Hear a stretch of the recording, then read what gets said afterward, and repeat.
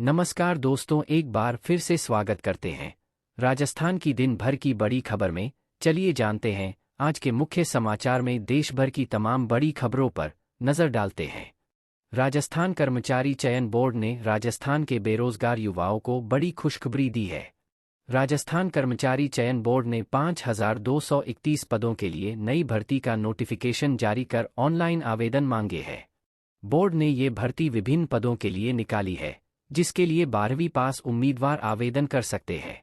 इसके लिए बोर्ड ने 6 भर्ती नोटिफिकेशन जारी किए हैं।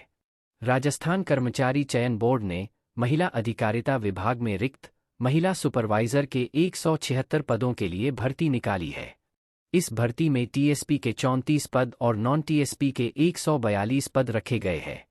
इस भर्ती के ऑनलाइन आवेदन 15 फरवरी से 15 मार्च 2024 तक भरे जा रहे हैं। भर्ती के लिए अभ्यर्थी स्नातक पास और सीईटी स्नातक स्तर की परीक्षा में शामिल हुआ होना चाहिए।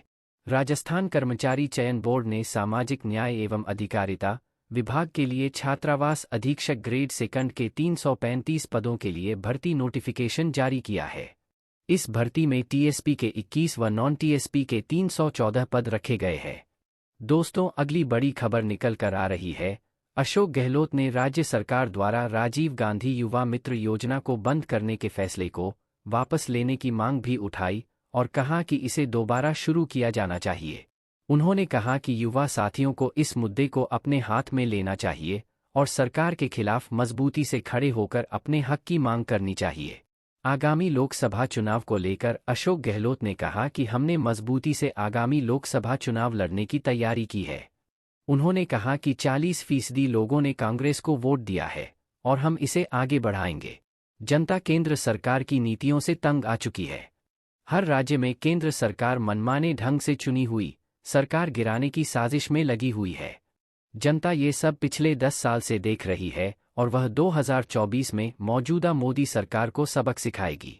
कांग्रेस विधायकों के भाजपा में जाने के सवाल पर गहलोत ने कहा कि जिनको भाजपा में जाना है वो जल्दी जाएं। हमें कंफ्यूजन में न रखें।